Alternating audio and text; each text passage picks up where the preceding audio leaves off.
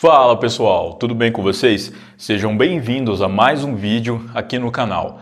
Para quem não me conhece, meu nome é Júlio Chagas e se caso você não é inscrito, se inscreva no canal e ative o sininho para receber notificações de todos os nossos vídeos novos. No vídeo de hoje, eu vou falar sobre o caso Melanie Uribe, um caso que foi resolvido de uma maneira bem peculiar e cuja história daria um bom filme. Bom, só para avisar, e eu creio que vocês já perceberam, esse é o vídeo extra que eu havia prometido na semana passada. Então, sem mais delongas, vamos para o vídeo.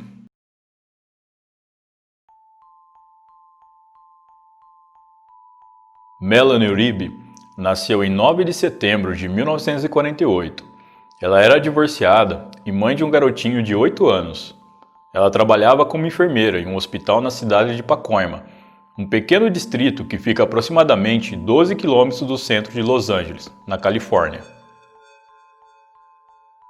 No dia 15 de novembro de 1980, às 10h45 da noite, Melanie estava a caminho do trabalho. Foi quando ela teve que parar o seu veículo em um sinal fechado. Nesse momento, segundo testemunhas, dois homens se aproveitaram e entraram em seu veículo, um pela porta do motorista e o outro pela porta do passageiro, colocando Melanie no meio deles e sob o seu poder. Após isso, o criminoso que assumiu o volante saiu em disparada com um carro. A testemunha que estava próxima dali disse para a polícia que viu quando os dois homens entraram no veículo de Melanie e depois ele a ouviu gritar. Melanie era considerada uma ótima funcionária, confiável e pontual, muito querida por seus colegas. Então, quando Melanie não apareceu no trabalho naquele dia, todos ficaram preocupados e resolveram telefonar para sua casa, porém, não obtiveram resposta. Na manhã do dia seguinte, temendo pelo pior, uma mulher chamada Shirley, que era colega de Melanie, foi até a delegacia para reportar o seu desaparecimento. Ela falou com o detetive Patrick Conway, um veterano da polícia de Los Angeles. Ela informou que Melanie saiu para trabalhar na noite anterior e não foi mais vista. Shirley também disse que um amigo passou a noite toda procurando por Melanie. 6 horas após o sequestro, a polícia foi atender um chamado de um veículo que estava em chamas na rua Bromont. A polícia constatou que se tratava do veículo de Melanie. Eles então começaram a procurar por evidências no interior do veículo, porém, eles não encontraram nada. Conversando novamente com a testemunha que viu Melanie pela última vez, foi dito que o veículo, ao virar a esquina, parou e algo foi jogado de sua janela. A polícia então foi até o local para verificar se encontrava algo. No local, havia uma caixa de lenços umedecidos que estava próximo à sarjeta. Mais tarde, a caixa foi mostrada para uma colega de quarto de Melanie, chamada Ruby, que disse que já viu aquela mesma caixa dentro do veículo de Melanie. Ainda sem nenhuma pista, no dia seguinte, a polícia solicitou a ajuda da mídia para tentar localizar a garota. Eles começaram uma grande busca pelo vale. Bateram de porta em porta procurando por testemunhas que possam ter visto algo e fizeram patrulhas a cavalos para vasculhar a área ao longo do cânion. Em 17 de dezembro de 1980, 2 dias após o desaparecimento de Melanie, uma mulher de 32 anos chamada Etta Smith, que trabalhava numa fábrica aeroespacial em Burbank, que fica a cerca de 15 quilômetros de Pacoima, ouviu sobre o desaparecimento de Melanie pelo rádio e sobre as buscas domiciliares que a polícia estava realizando. Imediatamente, apesar de não ter conhecimento prévio do caso, ela começou a ter visões. Segundo Etta, assim que esse pensamento cruzou a sua mente, ela teve uma visão que era como um filme, uma visão bem clara. E toda vez que ela tentava se livrar dessas visões, as imagens ficavam voltando em sua mente e ela ficava se perguntando: por que essas visões não me deixam em paz?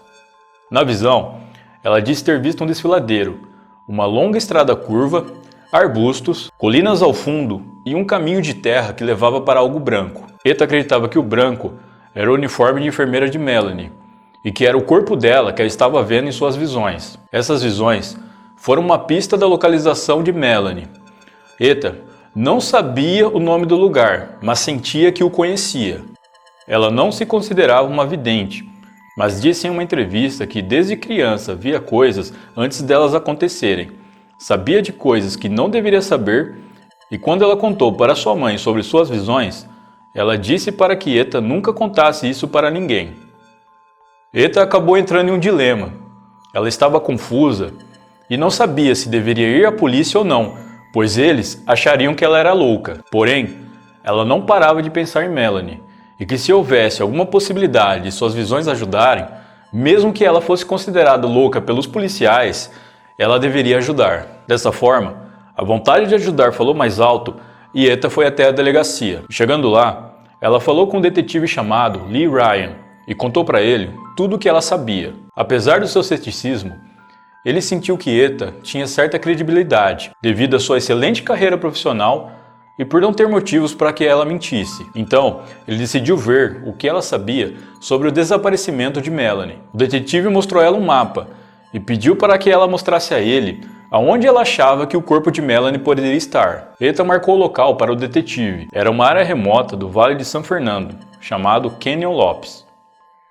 O detetive colheu todas as informações que Eta pôde passar e disse a ela que em breve eles fariam buscas naquele local. Ela tinha forte intuição de que Melanie estava lá e uma necessidade de procurar por ela o mais rápido possível. Eta resolveu vasculhar a área naquele mesmo dia por conta própria. Era umas 5 horas da tarde, quando ela, acompanhada de seus filhos, um menino e uma menina, foram até o local. Eles procuraram bastante pela área, andando lentamente em direção ao topo do canyon com seu carro.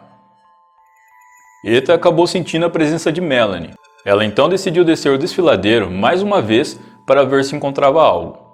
Quando estava quase desistindo, ela notou marcas recentes de pneus no chão. Eta disse que começou a sentir várias emoções e a mais forte era o medo, e que de alguma forma ela tinha certeza que aquelas marcas de pneus eram do veículo de Melanie. Um pouco mais abaixo, eles pararam novamente e foi quando uma das crianças percebeu algo estranho. Eles entraram na mata e avistaram o corpo de uma mulher que estava usando sapatos brancos, exatamente como na visão de Eta. Muito assustada, ela rapidamente ligou para a polícia e informou o que havia encontrado lá. A polícia foi até o local, cercaram a área e fizeram uma perícia. O corpo estava de bruços e com um grave ferimento na parte de trás da cabeça. As características batiam com a de Melanie. Então, eles levaram o corpo para uma autópsia para ter certeza. Na autópsia, foi constatado de fato que o corpo pertencia a Melanie Uribe e que ela havia sido violada e espancada até a morte. Tudo, até o momento, era como na visão de Eta. Apesar dela ter ajudado a encontrar o corpo, a polícia começou a suspeitar dela. Afinal, não é todo mundo que acredita nessas histórias de visões. Eles achavam que Eta poderia estar envolvida no crime de alguma forma, seja de forma direta ou indireta. Ela foi levada sob custódia, onde foi interrogada por horas. Passou por um detector de mentiras que comprovou que ela falava a verdade. Porém, os detetives alegaram que ela estava mentindo e a prenderam. Segundo eles, por envolvimento no assassinato. Até aquele ponto, a polícia não tinha nenhuma prova do crime, a não ser a caixa de lenços encontrada na sarjeta. Mas no dia seguinte, uma mulher que não se identificou ligou para a delegacia afirmando que sabia que Melanie foi morta com uma pedra, que atingiu a parte de trás de sua cabeça e não deu mais informações. No dia 20 de dezembro, uma outra pessoa ligou para a delegacia dizendo que sabia quem eram os responsáveis pelo crime. Essa mesma pessoa aceitou se encontrar com o detetive Patrick e lhe passou alguns nomes. O informante alegou que ouviu um dos criminosos falando sobre o crime na vizinhança. O primeiro suspeito era Norman Willis, um garoto de 17 anos de Pacoima que, por ser menor, se safou de falar com a polícia. Então o detetive resolveu falar com os pais de Norman, que deram a ele o nome de um amigo de seu filho, um homem de 20 anos chamado Louis Morgan. Como Louis já tinha passagem por tráfico e estava incondicional, a polícia o levou sob custódia. A princípio, Louis negou ter envolvimento no crime. Um tempo depois, ele acabou confessando. Em seu depoimento, ele disse que no dia 15 de dezembro estava junto com Norman e um terceiro homem de 21 anos chamado Spencer Nelson. Segundo ele, eles precisavam de dinheiro, então decidiram sequestrar alguém e, para a infelicidade de Melanie, ela estava no lugar errado e na hora errada. Quando Melanie parou no sinal, Spencer entrou no veículo e a segurou. Então os outros dois homens entraram também e dirigiram até o Canyon Lopes. Lá, eles caminharam para dentro da mata e abusaram dela. Ainda de acordo com o depoimento de Louis, Spencer Nelson falou que eles deveriam matá-la, mas Louis só queria amarrá-la e deixá-la lá. Então, ele foi até o veículo para pegar uma corda quando escutou um barulho. Quando ele olhou para trás, viu Melanie no chão e Spencer batendo nela várias vezes na parte de trás de sua cabeça com uma pedra grande. Após isso, eles voltaram para o veículo. Spencer levou a pedra que usou para matar Melanie junto com eles.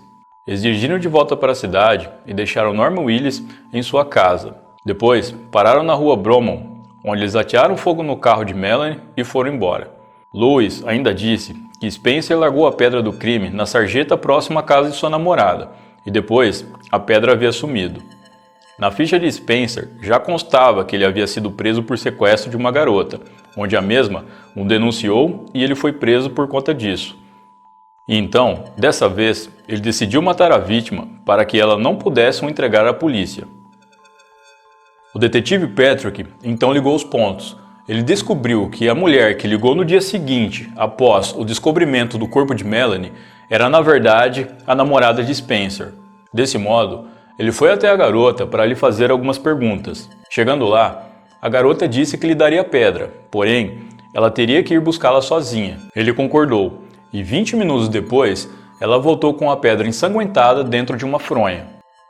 Em 21 de dezembro de 1980, Etta Smith foi libertada da prisão, após a polícia concluir que ela não teve nenhum envolvimento no crime. Os policiais do departamento de Los Angeles nunca se desculparam publicamente com Etta Smith sobre o erro cometido. Então, um ano depois do acontecido, ela os processou por terem apreendido injustamente. Durante o tempo que esteve presa, Etta ficou com disenteria e perdeu quase 6 quilos em apenas 3 dias.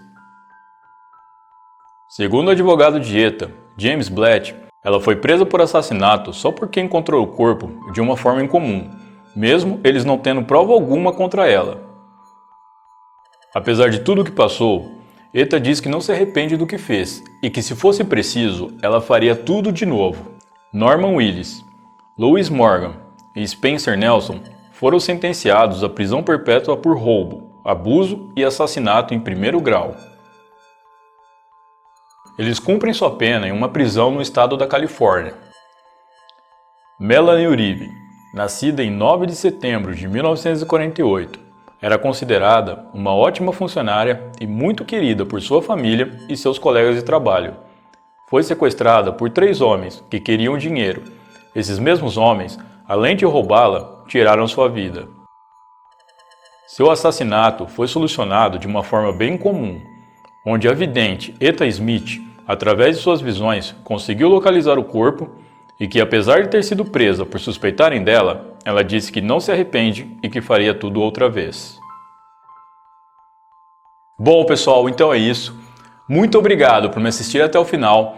Eu vou deixar o meu Instagram aqui na descrição, caso vocês queiram me seguir por lá. Eu vou ficando por aqui. Um grande abraço e até a próxima.